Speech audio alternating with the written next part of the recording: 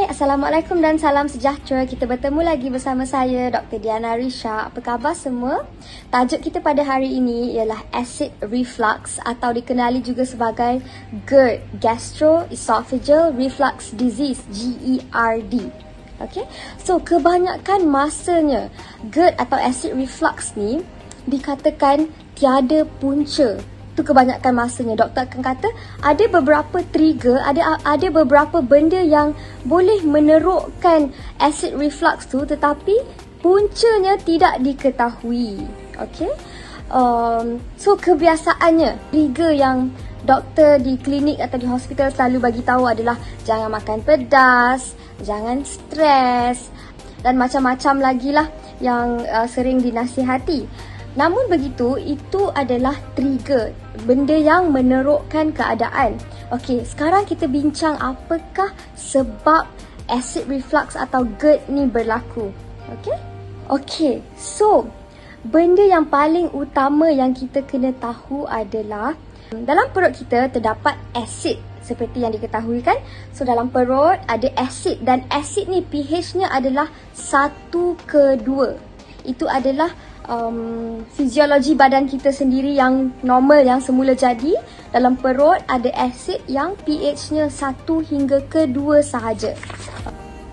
Terdapat 2 injap yang ada dekat perut kita. Yang pertama ni adalah dipanggil sebagai lower esophageal sphincter. Ini ini adalah injap yang menghubungi esophagus kita ke perut. Okey? Dan injap yang kedua pula dikenali sebagai pyloric sphincter. Ini adalah injap yang menghubungi perut ke usus kita. Okey, so sekarang kita dah tahu ada 2 injap kan? Okey, dan kita juga dah tahu bahawa dalam perut ni ada asid yang pH dia 1:2 yang sangat acidic. Okey, next yang anda kena tahu adalah kedua-dua injap ni dikawal oleh otot. Okey, so ada otot yang mengawal pembukaan dan tutupnya injap ni. Okey, so yang mengawal otot pula adalah vitamin D dan kalsium serta acidity yang terdapat dalam perut ni. Okey, sekarang saya ulang. So injap ni dikawal oleh otot. Otot ni pula dikawal oleh vitamin D dan juga acidity perut tu sendiri. Ia adalah sangat penting supaya asid dalam perut ni remain acidic, maksudnya kekal asid. Tak boleh dia tukar jadi alkali. Dia kena juga asid supaya injap ni boleh buka dan tutup. Okey, apa yang berlaku dalam GERD? Dalam GERD atau acid reflux, injap yang pertama atau kedua ni tak dapat nak tutup dengan betul. So oleh itu, asid yang ada dekat perut dia akan tumpah keluar. Okey, so sebagai contoh, sekiranya seseorang itu kurangnya vitamin D, so apabila dia kurang vitamin D, dia kurang kalsium, dan apabila dia kurang kalsium, susah untuk tutup injap ni. So maka asid akan tumpah keluar. Okey, mekanisme yang kedua pula injap yang dekat bawah ni. So injap yang dekat bawah ni dia akan menghalang jus hempedu daripada naik ke atas. So apabila injap yang dekat bawah ni pula yang longgar, yang tak dapat nak tutup, so jus hempedu ni naik ke atas sampailah ke esophagus. So dia melimpah keluar dan dia akan membuatkan rasa kesakitan tu juga. Sebab itulah timbulnya masalah seperti pedih ulu hati, simptom gejala-gejala GERD yang lain, kembung. Selain itu, apabila asid kurang dalam perut, dia akan menyebabkan injap tu susah untuk tutup. So dia akan longgar dan dia biar terbuka, dan oleh itu akan melimpah juga keluar. So pentingnya vitamin D, kalsium dan juga acidity dalam perut. Okey? Terdapat beberapa jenis makanan yang menyebabkan acidity dalam perut berkurang. Sebagai contoh, gula, susu haiwan, makanan yang diproses, omega 6, minyak omega 6 seperti minyak sayur-sayuran tu, dan juga gluten. Okey. So ini adalah makanan yang perlu dielakkan untuk pesakit GERD dan acid reflux.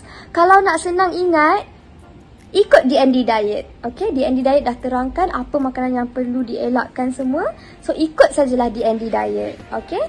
Ada juga setengah ubat hospital seperti PPI, proton pump inhibitor, yang boleh mengurangkan asid dalam perut.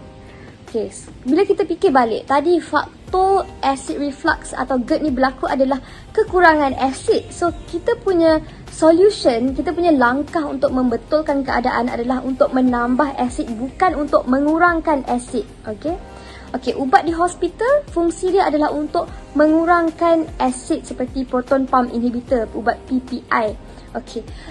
Untuk jangka masa yang panjang, ianya akan membuatkan HCl atau hydrochloric acid dalam perut kita berkurang. Dan apabila HCl berkurang, macam-macam masalah berlaku kerana ia tidak dapat mencerna dan menghadam makanan dengan baik dan nutrition juga tidak dapat diserap. Okay? So, itu kesan sampingan pada dalam jangka masa yang panjang nanti.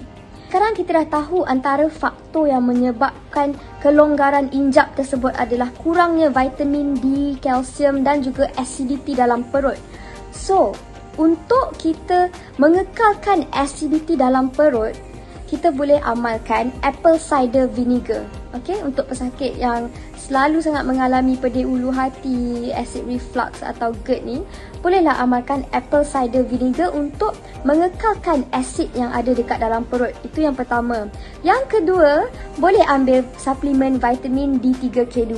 Dengan cukupnya vitamin D3, maka asid yang dalam perut tu takkan melimpah keluar. Okay? Kerana vitamin D membuat kalsium dan kalsium mengawal otot tersebut. Okey, seterusnya, stres haruslah dikawal. Kerana sekiranya stres berlarutan, terlalu tertekan hari-hari, dia akan menerukkan simptom acid reflux dan GERD. Okey, lagi satu langkah yang boleh dibuat adalah dengan berpuasa. Berpuasa tidak akan menerukkan simptom GERD atau acid reflux. Itu adalah dongeng semata-mata.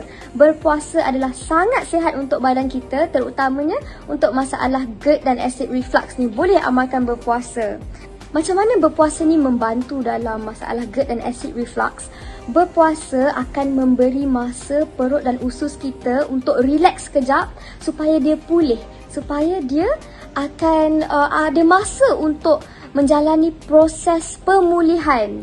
Okay, so itu adalah cara puasa dapat membantu dalam masalah acid reflux dan GERD. Selain itu, probiotik juga dapat membantu dalam masalah GERD dan acid reflux. Okay, kesimpulannya, kawal stres, ikut DND diet, ambil vitamin D3K2, amalkan apple cider vinegar, berpuasa, ambil probiotik. InsyaAllah anda punya gejala akan berkurangan dan ada penambahbaikan. Okey? Itu sahaja daripada saya pada hari ini. Terima kasih kerana meluangkan masa anda untuk mendengar. Semoga kita berjumpa lagi. Bye.